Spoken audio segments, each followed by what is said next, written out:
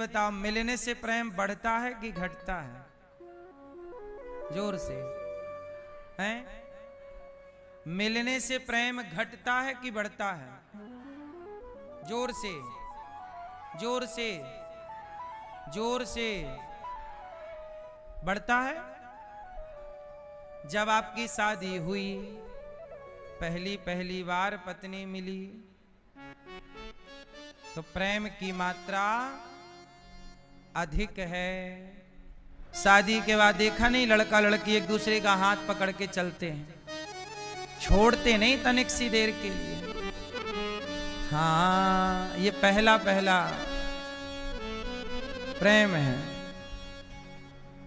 अब आप कहते हो मिलने से प्रेम बढ़ता है। अब यही पति पत्नी को 1 साल बाद देखना, फिर 3 साल बाद देखना, हाथ पकड़ाएगी तो पकड़ेगा ही नहीं। क्यों, लंगड़ी है क्या? चल। और 10 साल बाद देखना, तुमसे कहता था बहुत प्यार करता हूं, तुम्हारे बिना रह ना सकूंगा, अब यही डायलॉग पड़ोसन से कह रहा है। यही बात पड़ोसन के लिए। अब और रोज मिलो, प्रेम घट गया कि नहीं?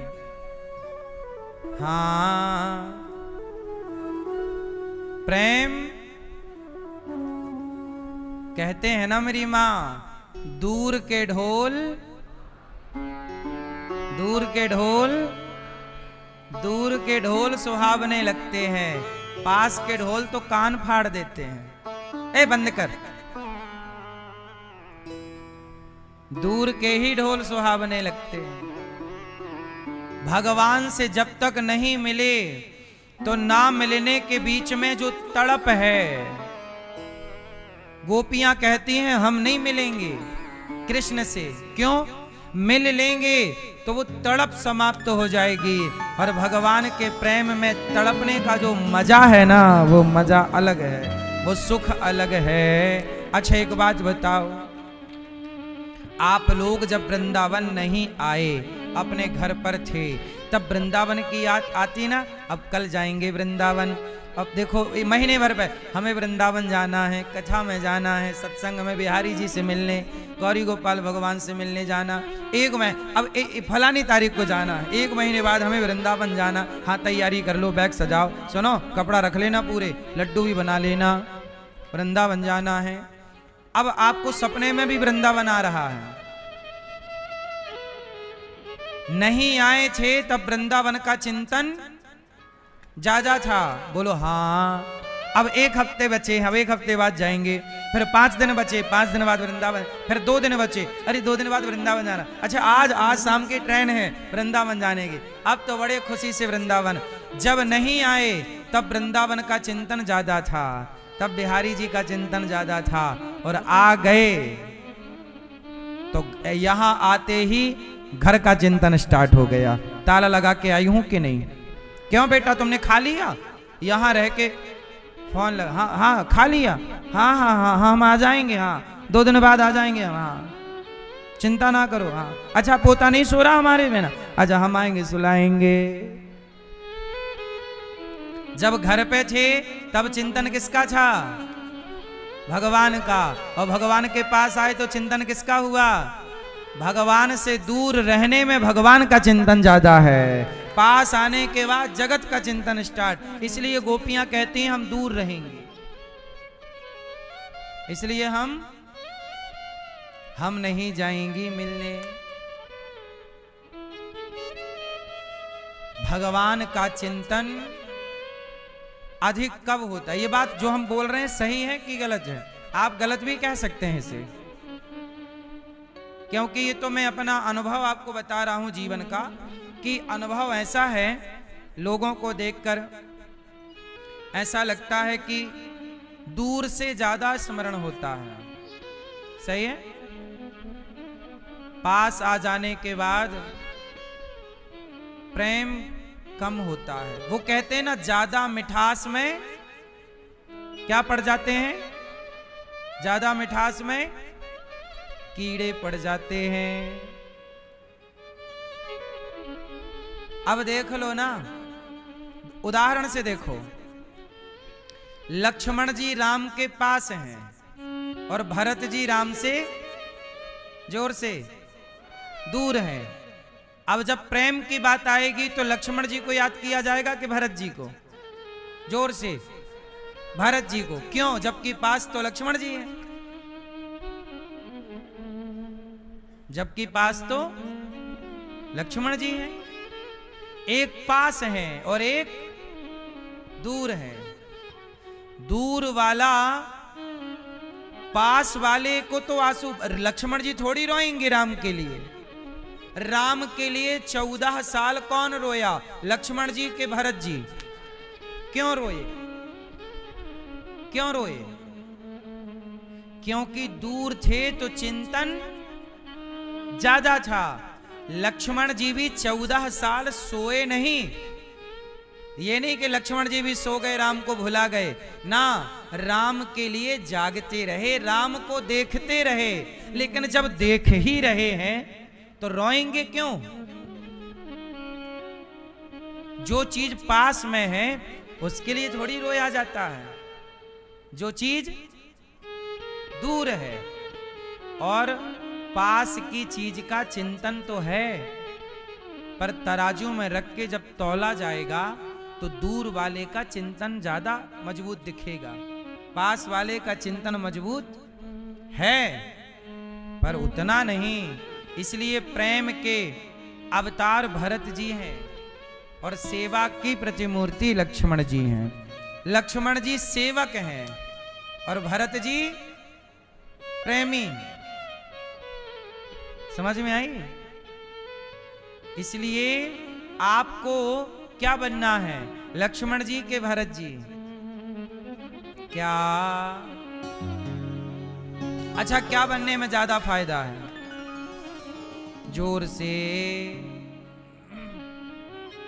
क्या बनने में है?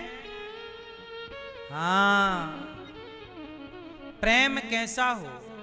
हे प्रभु, जब भी हमें प्रेम दीजिए तो भरत जी जैसा प्रेम।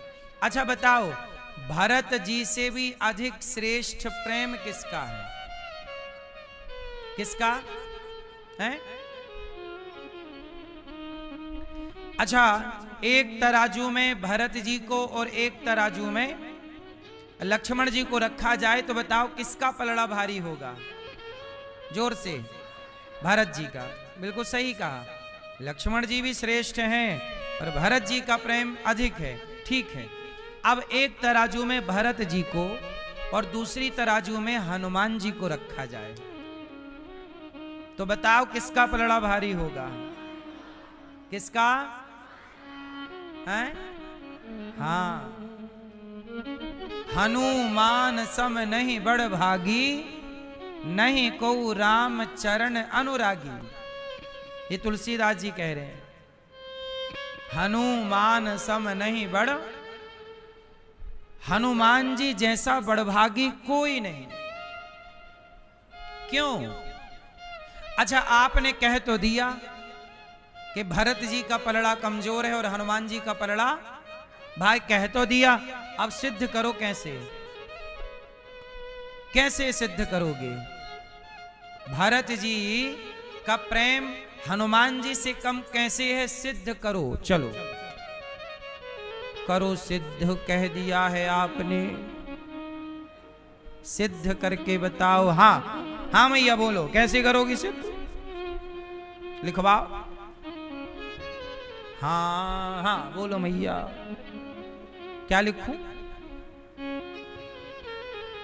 कैसे सिद्ध होगा कि भरत जी का पलड़ा भारी है कि हनुमान जी का? आपने कह दिया हनुमान जी का, तो कहो कैसे, किस आधार पे आपने कहा? सबूत क्या है? प्रमाण। भाई आपने कहा है कि हनुमान जी का पलड़ा भारी, तो कोई प्रमाण तो होगा ना आपके पास? प्रमाण दीजिए। चलिए, हैं? सीना भरत जी फाड़ते तो ना मिलते राम जी क्या? वो तो भरत जी ने फाड़ा ही नहीं। ये तर्क काम नहीं करेगा। और आगे बोलो। नहीं, हम बताएं? किस किस को बताऊं? सुनो। भरत जी और हनुमान जी में अंतर क्या है? भरत जी और हनुमान जी में इतना सा अंतर है कि भरत जी राम से क्या मांगते हैं? क्या मांगते हैं? क्या मांगते हैं? हाँ, शीश पे खड़ाऊं, शीश पे खड़ाऊं और अखियों में पानी, राम भक्त ले चला रे राम की निशानी। भरत जी ने क्या मांगा? अच्छा एक बात बताओ, आप जंगल में हो और वहां जाएं हम और आपसे कहें कि अपनी चप्पल हमें दे दो और आप दे देंगे तो आप हो जाएंगे नंगे पांव। तो नंगे पांव चलेंगे तो सुख मिलेगा कि दुख? बताओ, बोलो। तो भरत जी को तो चरण पादुका मिल गई, लेकिन उसके बदले राम जी को नंगे पांव होना पड़ा। एक बात तो यहां पर यह है। दूसरा सुनना, राम जी नंगे पांव नहीं हुए। राम जी ने भरत जी के लिए चरण पादुका का अवतार धारण कर लिया। ऐसा संत जन कहते हैं कि राम जी क्या बन गए? राम ही अवतार ले लिए चरण पादुका का। एक तो ये भाव है, लेकिन एक तरफ देखिएगा, भरत जी ने चरण पादुका मांग ली और हनुमान जी ने क्या किया? जब हनुमान जी पहली बार राम से मिले तो राम जी को देखा कैसे? कठिन भूमि कोमल पदगामी। हनुमान जी ने कहा, प्रभु आपके चरण बड़े कोमल हैं, भूमि बड़ी कठोर है, नंगे पांव घूम रहे हैं आप। मतलब राम जी जब हनुमान जी से मिले उस समय राम जी नंगे पांव थे। तो राम जी के चरण देखकर हनुमान जी बोले, प्रभु आपके चरण बड़े कोमल हैं, ये भूमि बड़ी कठोर है, आप कहां नंगे पांव जा रहे हैं? ऐसा करिए, आप मेरे कंधे पर बैठ जाइए। तो हनुमान जी ने राम के चरणों की सेवा ऐसे की कि उसके बाद राम लक्ष्मण को हनुमान जी पैदल नहीं चलने दिए। अब नहीं चलोगे प्रभु आप पैदल, आप आज से इस कंधे पर चलोगे। एक कंधे पर लक्ष्मण जी को और एक कंधे पर, और चले हनुमान जी।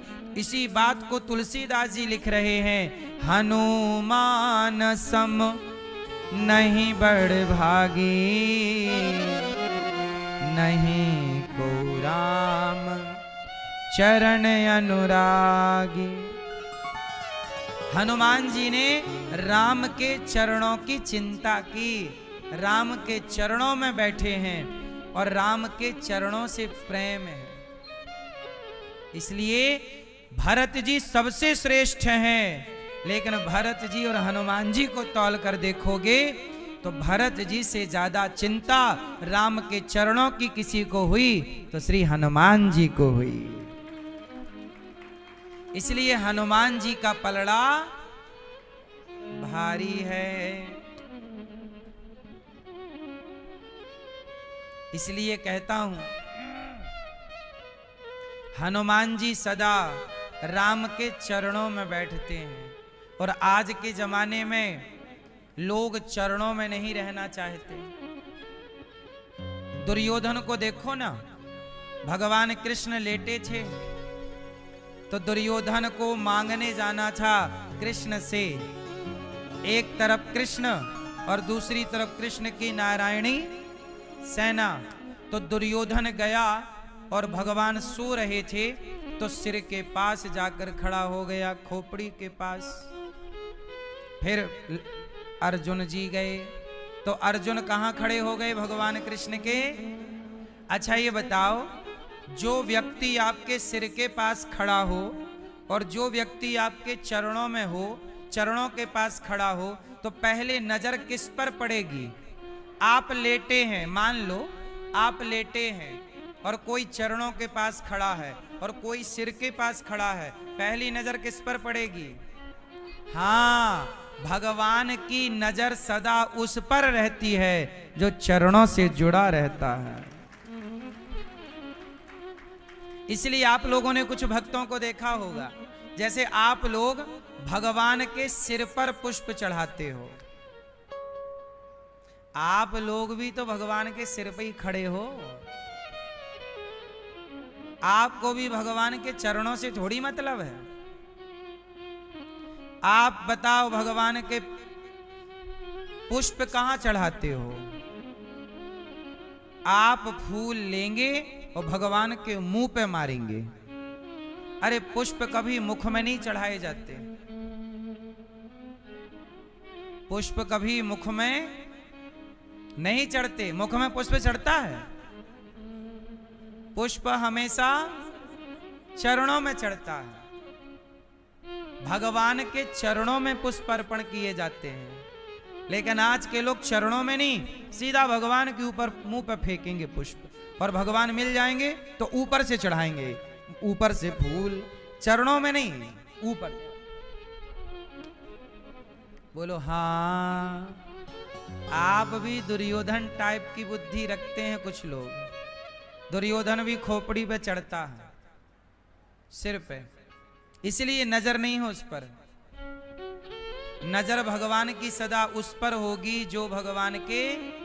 इसलिए राम के मंदिर में देखिएगा, हनुमान जी सदा हाथ जोड़कर चरणों में बैठे हैं। कैसे बैठे हैं? हनुमान जी कैसे बैठे हैं जरा बताओ, हाथ कैसे जोड़े हैं? और ऐसे नहीं, थोड़ा सा सिर झुकाए हैं हनुमान जी, ऐसे। इतने बड़े हनुमान जी, इतने बड़े हनुमान जी जिन्होंने राम की इतनी मदद की, सीता मां का पता लगाया, लक्ष्मण जी की जान बचाई, एक हाथ से पहाड़ उठाया, इतने बड़े हनुमान जी राम के चरणों में सिर झुका के बैठे हैं। इतनी सरलता, इतनी नम्रता आज आप में हो जाए तो आप पर भी कृपा की दृष्टि स्टार्ट हो जाए। आज का व्यक्ति इतना सरल कहां हो पा रहा है, इतना सहज कहां हो पा रहा है?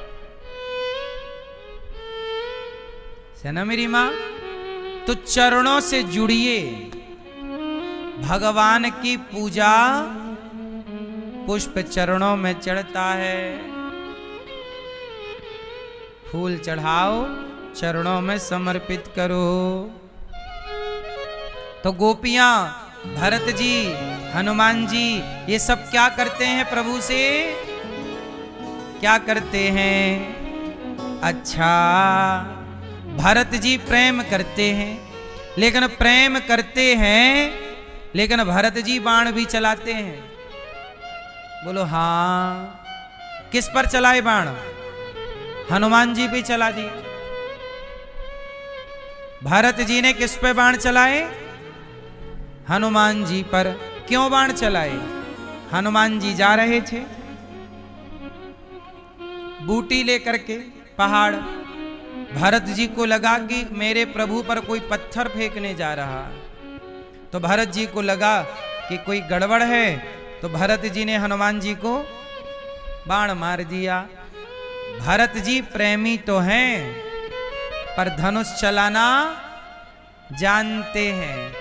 आजकल आप लोग भगवान के भक्त हो जाओ, तो भक्त होने के बाद आप लोग सबसे पहले अपने आप को अकर्मण्य बना लेते हैं, हम कुछ नहीं करेंगे। आजकल भक्ति का मतलब कुछ लोगों ने ये समझ लिया है कि हम कैसे हो जाएंगे, हम तो भक्त हैं, हम कुछ नहीं करेंगे। नहीं, कुछ ना करने के लिए किसने बोला है? सब कुछ करो। सब कुछ मतलब जो कार्य करने के योग्य हैं। भरत जैसा प्रेमी कौन होगा? पर देखो, बाण भी चला रहे हैं, हनुमान जी को गिरा दिया, बाद में अपने बाण में बिठा के भेज भी दिया। भगवान की भक्ति करना है भगवान के आश्रित रहना है, पर अपने काम को करते हुए, कर्म करते हुए। ठीक है। भक्ति का मतलब ये नहीं कि हम काम कुछ नहीं करेंगे। आजकल का व्यक्ति बोल रहा हम भक्ति करेंगे और कुछ नहीं करेंगे।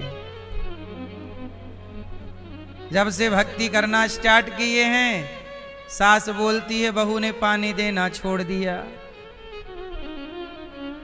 जब से भक्ति स्टार्ट हुई, पति बोल रहा है पत्नी ने हमारी तरफ देखना छोड़ दिया। भक्ति का मतलब ये नहीं है कि तुम अपने कर्तव्य भूल जाओ। और आजकल भक्ति का मतलब लोग यही समझ रहे हैं, ये भक्ति नहीं मेरी माँ। भक्ति प्रभु से प्रेम नेचुरल हो। कैसा? जैसे आपके बेटे से आपका प्रेम है, नेचुरल है। आप बेटे की पूजा नहीं करते, लेकिन बेटे से प्रेम है। ऐसे ही जैसे पुत्र से प्रेम है, ऐसे प्रभु से प्रेम होना चाहिए। ऐसे ही भगवान का स्मरण हो और आप बेटे से प्रेम करते हुए काम पूरा करते हैं। ये प्रेम चाहिए भगवान को। ये नहीं कि तुम काम छोड़ दो, ये नहीं है, ये गलत हो जाएगा। गोपियां अपना काम करती हैं, झाड़ू पोंछा बर्तन चौका, पति सास सबकी सेवा, बच्चों की। और जो समय बच जाए तो पेड़ की छांव में बैठती हैं। और एक सखी बोली, सुन ए ललिता, आज तूने सपना देखा है? विशाखा बोली हाँ। ललिता बोली कि हाँ, आज मैंने एक सपना देखा। क्या देखा है? बोले आज सपने में कन्हैया आए और कहने लगे सखी माखन ना खिलाएगी। मैंने कहा क्यों नहीं खिलाऊंगी, यहाँ पर मेरी गोद में बैठना पड़ेगा। कन्हैया मेरी गोद में बैठे और मैं उन्हें माखन खिला रही हूँ। अब ललिता जी बता रही हैं कि मैंने गोद में बिठा के मक्खन खिलाया, प्रभु टुकुर टुकुर हमें देख रहे थे, हमारी ओर टुकुर टुकुर, हम उनकी ओर। भगवान मुस्कुरा रहे।